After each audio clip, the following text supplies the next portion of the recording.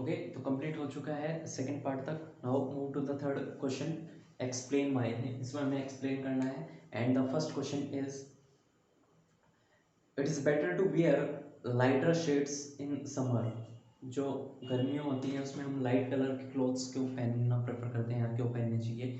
क्योंकि जो light colour के क्लोथ्स होते हैं वो क्या करते हैं, हीट को कम एब्जॉर्ब करेंगे. मतलब हीट को कम एब्जॉर्ब करेंगे तो हमें गर्मी कम लगेगी. ओके, तो छोटा सा आंसर है because light shades absorb less heat.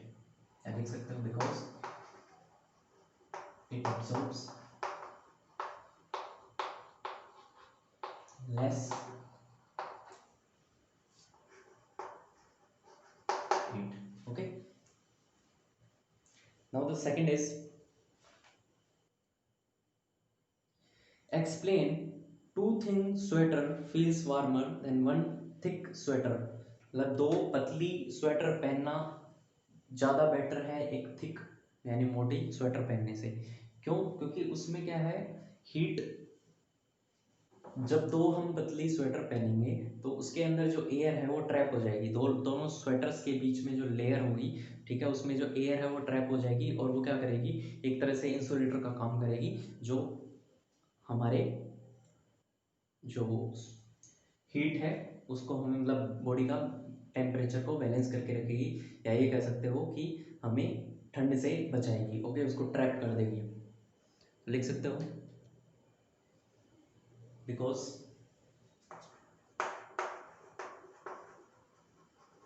Air, जो एयर है वो क्या हो जाएगी, ट्रैप हो जाएगी.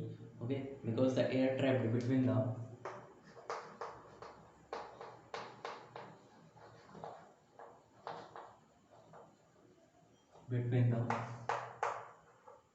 between the sweaters. Okay, two sweaters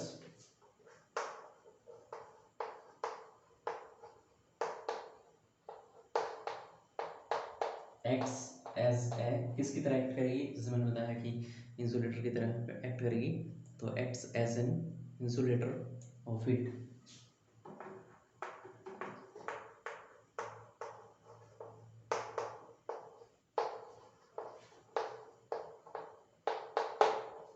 Therefore we feel less cold. यही कह सकते हो, it does not allow heat from our body to escape easily.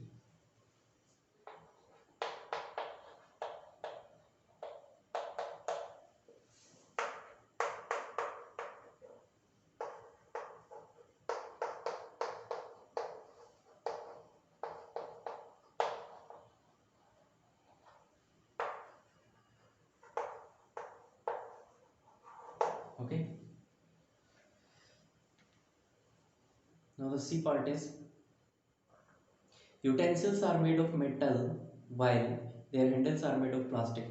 जो यूटेंसिल्स होते हैं, बर्तन होते हैं, हमने देखा होगा वो मेटल्स के बने होते हैं, लेकिन जो उनके हैंडल होते हैं, जैसे हम पतीला देखते हैं, चाय बनाने वाला जो पतीला होता है उसका जो हैंडल होता है वो किससे बना होता है, प्लास्टिक से बना होता है. क्यों बना होता है?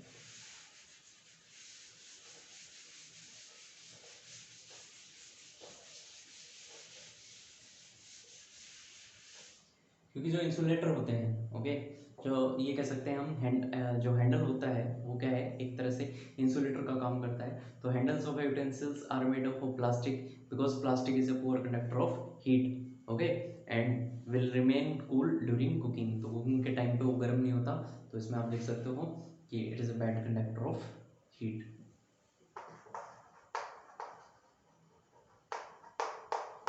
Because plastic is a bad conductor of heat. Okay, इसके बारे में आप एक्सप्लेन कर सकते हो, यू आर मैच्योर इनफ कि जैसे हम कुकिंग करते रहेंगे तो उस टाइम पे वो गर्म नहीं होगा और उसकी वजह से हमारे जो हाथ हैं वो नहीं जलेंगे. Okay, so up to this part completed. अब कुछ वर्बल हम क्वेश्चंस करते हैं जो बहुत ज़रूरी हैं. Okay,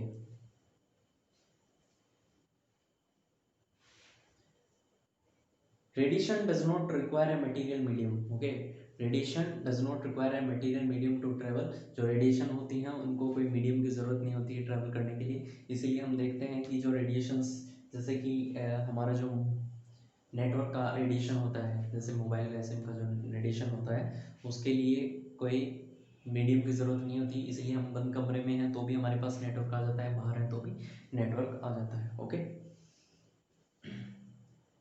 then some metals conduct heat better than others. कुछ मेटल्स जो हैं हीट को ज़्यादा अच्छे से कंडक्ट करते हैं as compare to others, because सबकी जो हीटिंग कैपेसिटी है वो अलग अलग होती है, या ये कह सकते हैं because some metals conduct heat better than others because they are good conductor of heat than others, कि बाकियों के कंपेयर में वो ज़्यादा अच्छे गुड कंडक्टर हैं। ठीक है, गुड कंडक्टर बैड कंडक्टर दो तरह के बताए हुए हैं। गुड मतलब गुड कंडक्टर ऑफ हीट, जो हीट को पास करेगा। ओके, यानी जल्दी गर्म हो जाए या हीट को पास करे, और बैड जो ना होने दे, जैसे प्लास्टिक जो हीट को पास नहीं होने देता है, जिसकी वजह से हमारे हाथ नहीं जलते।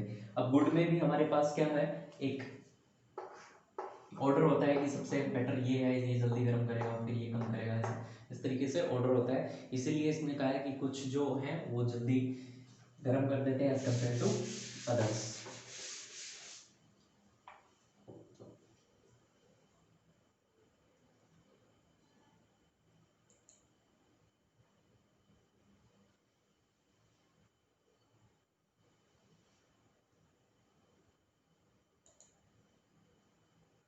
Okay, the capillary tube of a clinical thermometer has a kink. उसके किंक क्यों होता है थर्मोमीटर के, ताकि क्या है वो जल्दी से, जैसे ही माउथ से बाहर निकालेंगे तो मरकरी क्या है, लिक्विड होता है, वो बहुत जल्दी नीचे चला जाएगा, तो उसको प्रोटेक्ट करने के लिए किंक होता है, because kink does not allow the level of mercury to fall okay as soon as it comes from mouth.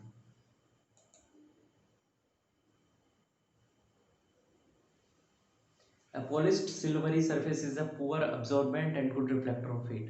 Okay, जो polished surface होता है वो क्या है, poor absorbent and good reflector of heat. Okay,